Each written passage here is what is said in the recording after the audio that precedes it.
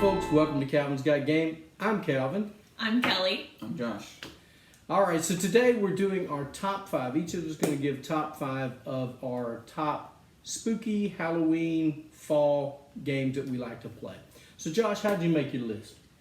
I went to CGG and searched through all the games in sort of a horror theme, and then I just I sorted those by the ranking, like where they ranked in the top games of CGG. So not how much you enjoy playing them, but how they were ranked. Well, I looked at those, and then I went down the list and see which ones I've played, and then I picked 3 at first, and I just picked 2, like the minute Yeah, I before kind this of video started. right at the last minute. I told them we were going to do 5 instead of 3, so my fault. But yeah, that's how I picked mine. Okay, so Kelly, how'd you pick yours? I went through my list of all the games that I've played, and I tried to find the ones that I feel would be very Halloween spirited, not necessarily scary, but maybe spooky or whimsical, just in the line of the dressing up for Halloween, just very fun, and so that's how I came up with my list. Sure, that's perfect. Me, I have quite a few horror theme games because I like the theme. So it wasn't hard for me to make this list at all. I have top 5 that I ranked from number 5. I'll play any of these anytime, but I ranked them in the way I like them the most. So my number 1 will be my most liked game. So that's how I did mine. I want to say our pumpkins are brought to you today by Josh and Hannah. So we appreciate that. We got some nice props here. So we're going to go ahead and get started with our top 5. And I'm going to let Josh go first. Okay, my number 5. My number 5 is a hidden movement game. Or it's one versus all, I guess. And it's Fury of Dracula. Oh, yeah. So I don't know if you played it or not. I have not played it. I want to, very bad. But one person plays Dracula and the rest of them play hunters, trying to find Dracula. And it's kind of, the board is really big. It's a really long game. I've only played it a few times, and it just made the list because I had to put another game on it. Wow. But, all right. No, but it's a good one because, Dracula, Halloween, right? Right. That's exactly right. It's got a good horror. It's got a good theme. It's really flavorful with theme and stuff. So, well, you would like it. I can't wait to play it. You would like it more than Spectre Ops. Well, I like Spectre Ops, but well, this one has more theme to it than Spectre Ops. Well, I like theme. You know me. So, all right, Kelly. My number 5 is probably just kind of the most kid-like game, I guess. It's Muertos. Oh, yeah. Yes. It's Dia de los Muertos themed, so it's just a card game. I think Calvin's done a video on it before. I don't think I've ever done a video on it, but we play it a lot. Yes. You played it a lot, and the way I found it was it made one of your monthly videos, and I hadn't played it with the game group, but he said he played it with everyone else, so I asked that if we could play it. Well, if I owned it, we'd fun. play it. I don't own Yes. it, but the game store we go to does. Yes. So, but it has Lupita, Rosita, Ruby. Ruby. Yes, and it's just very fun. And each card has a different rule. Yeah. Yeah, rule. Yeah. It's a fun little game, actually. It is. It's Yes. a card. It's a card shedding game. It's one that I call card shedding because you're trying to get rid of all your cards in your hand, and it is such. It's a good little game. It's not just for kids. Yeah. Yes. All right. So my number 5 is a game called A Touch of Evil. Okay. A Touch of Evil. It's any kind of campy. It's got like the headless specter. It's got some other bog fiend. Other people that you're trying to go up against. It's cooperative. Everybody kind of tries to, well, it's cooperative or competitive. You play it either way. So you're trying to beat this at the final battle, whatever the big monster is. Such a fun game. I enjoyed it a lot. Haven't got to play it as much as I'd like, but I enjoyed it a lot. A Touch of Evil, my number 5. So, Number 4? Number 4, John. Okay. My number 4 is a cooperative game. Well, there can be a trader element in this game. Mm-hmm. It is Dead of Winter. Zombies. Mm-hmm. It's horror, Halloween.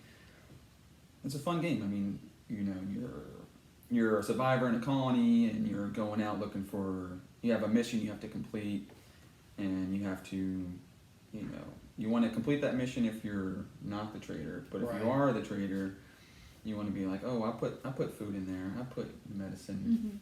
Well, You not con- only you that contributed to not the, only that little side mission, but you have a huge mission that you're Yes. trying to accomplish too. So you're trying to make sure you're accomplishing the small goal along with the larger one you're trying to get without the But yeah, that's my number 4 is Dead of Winter. and Dead of Winter. You always have that chance of dying rolling that dice. Yes. Yes. When you Yes. move, Yes. it's a great feeling. It has a great theme to it. So I enjoy it. My number 4 is Horrified. I enjoyed playing it. It's a game that has all sorts of Halloween creatures. You know, Josh hates it. we played it once before, or a couple times, and I don't know. We were trying to figure out the rules as well as when we were playing it. But it's got Dracula, the monster from the Black Lagoon, and you can put in different monsters. You can do different things, and I just really enjoy it. It's cooperative. And it's kind of challenging, as cooperative games really should be. So, and I think it's very spooky. I do think cooperative games should be very challenging. Yeah. Kyle, I think it shouldn't be easy. Kyle's a person in our game group, doesn't like hard cooperative board games, but I give him a hard time about it. But I do like Horrified. Horrified's an okay game. I like the theme of it. Yeah. I didn't Yes. like the time we played it, of course, but Yes. the second time was better.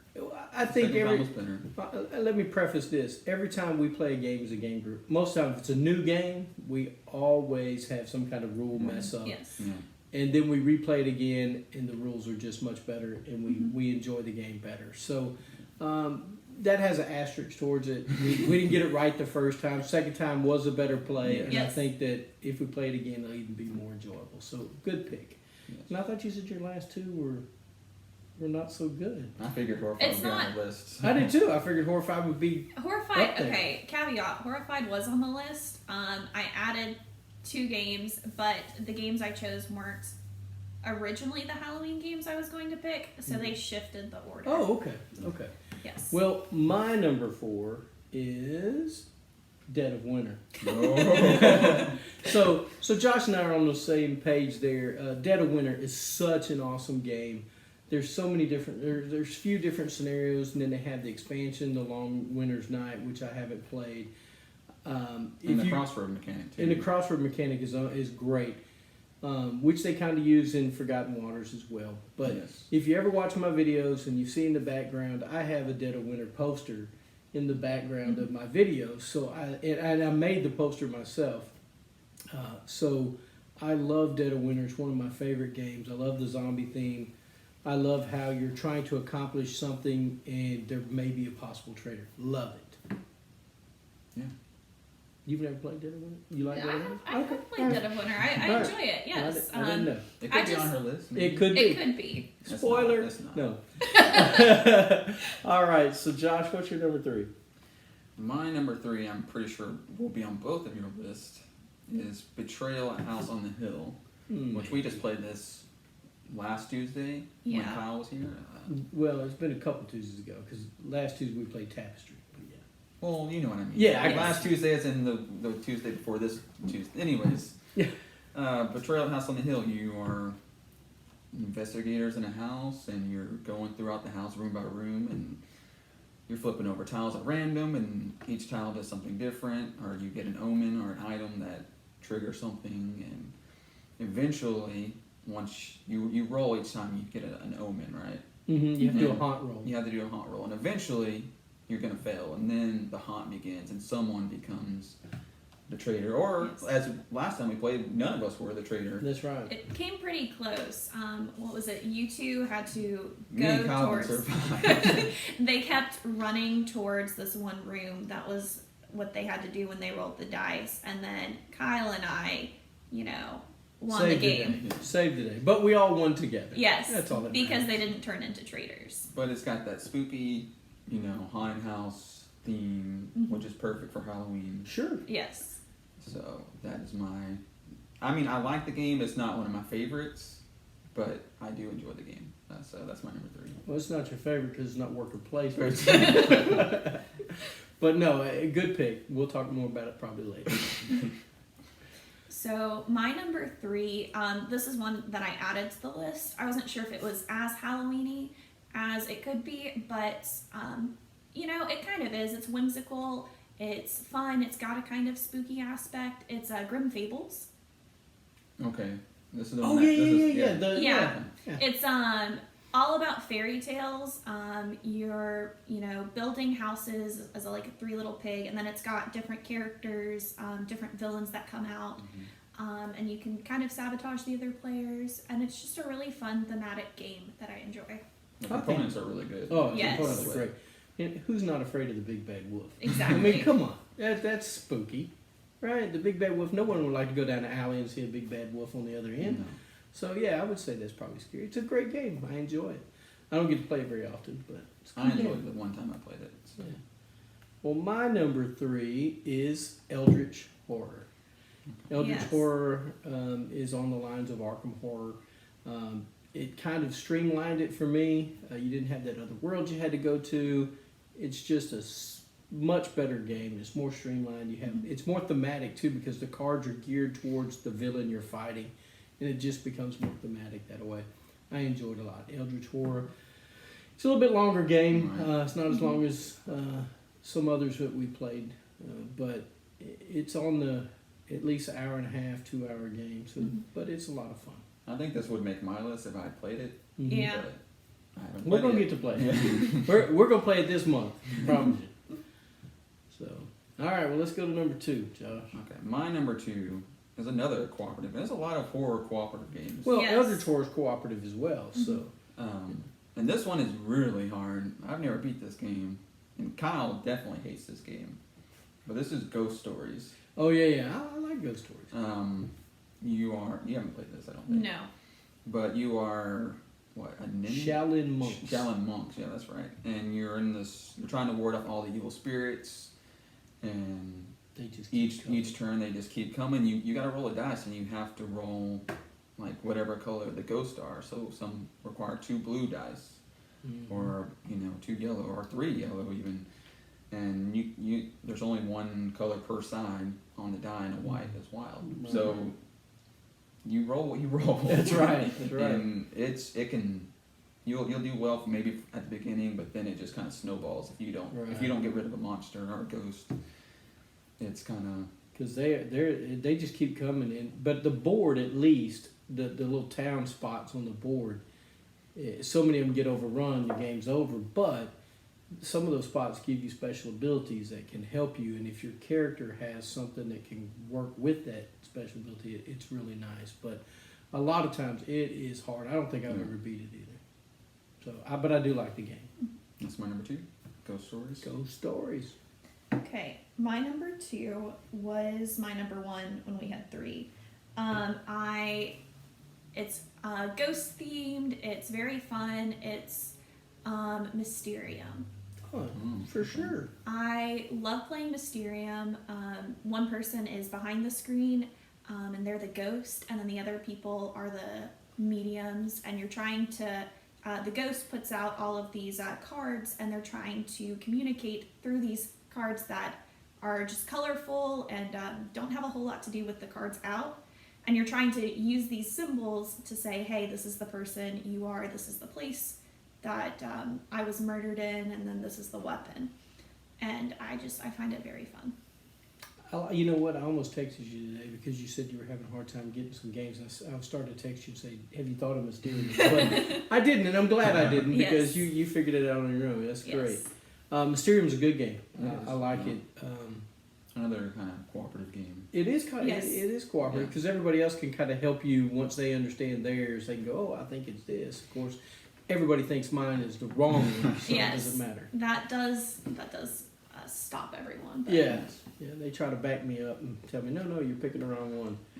So, my number 2 is Arkham Horror, the card game. Okay. Another one that would be on my list, I think, if I'd played it. Well, I'm telling you, I played it. The storyline is so good. And I've only played it once or twice, but the storyline is so good that I just want to play more and more. But I have so many games that I've got to get to the table to play. and I have a shelf of shame that is growing by leaps and bounds that I got to get to the table and play. But Arkham Horror, the living card game or whatever you want to call it, I just really enjoyed it. It is fantastic. The only problem is it's a 2-player game. You can play it. You can play it solo. No, you can't play it more unless you get 2 copies of the game. Okay. Because you can't build the decks because these other people use cards out of that deck as well. So if you don't have 2 copies of the game, you can't build multiple decks. And so I found that to be a little disappointing in the game, that you can't add more people to it. But being 2-player or single-player, the theme and the scenario and the story writing is fabulous. So I really enjoy it. My number 2, and now it's number 1. Number 1. All right. So does anybody have a guess for Josh? You can go first, Calvin. I'm trying to look at all these games over here like I don't know. Man, I'm not sure what he would come up with. Wow. I really don't know what all he's played. I know. I'm going to go... What's that card game that you like, Calvin? The Dark Gothic. I'm going to just say Dark Gothic. For him? Might as well. Yeah, I don't think that's it at all. At all. Man, I have no clue. So my number 1 has already been said. It's Mysterium. Oh, okay. So that's why I didn't say anything when she said Mysterium. Yeah. Yeah, the first time I played this, I did not like this game. And I guess because I was the clue giver, and it didn't seem as fun. The people I was playing with, I guess, my brothers, actually. But, well, I'm sure your brothers appreciate that mention in the video. But yeah, it's a fun game. One person's the clue giver or the ghost, and everyone else is trying to interpret the ghost clues. The cards are like Dixit-style art cards that they hand out, and you got to try and guess place the person, the place, and then the weapon.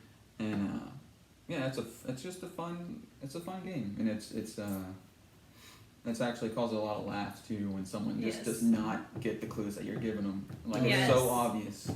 Right. Well, to some people it's obvious, and then to others you're on a different wavelength because you may be thinking, oh, they're giving me this clue because of certain colors in there. Yeah. Or maybe it's because it has a boat or it's sea themed. Who knows? But it's really fun. Well, it's fun too to like be like, oh, well, that's you can pick who's right and who's wrong. Yes. Right. And you get more clues or whatever at the end of the game. Yeah. And it's like Calvin, that's totally wrong. You're totally wrong on that. Well, everybody thinks that. So anyway. Yeah. Well, that wasn't a bad pick. I like Mysterium. I do too. Good pick. It made my list. And so now, Kelly, I think Kelly's is going to be Betrayal at House on the Hill. I think that too. Yeah, so caveat, this was the game I added last minute, and I had to put it at the top because it ranks number 2 in all of my favorite games, that is Betrayal. Wow. I'm surprised you added it last minute. I do too. It's a great horror theme game. I really tried this time to not include the games that I've mentioned before because I have played a lot of games. I have played a lot of games and I wanted to kind of mix it up, but if I have to go from 3 to 5, of course I'm going to put Betrayal on the list. And she had to go 3 to 5 because we asked her to. Yes, this isn't top 3 games anymore. It's top 5. It's my channel. It's top 5. No, I'm just kidding.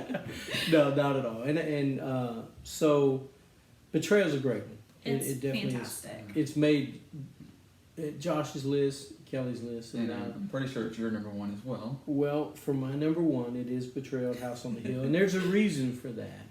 Betrayal at House on the Hill is the game that got me back into modern board gaming. It's the first game I went out and bought. I enjoy it thoroughly. I played it with my kids. I played it at the game store with folks. I played it with you guys.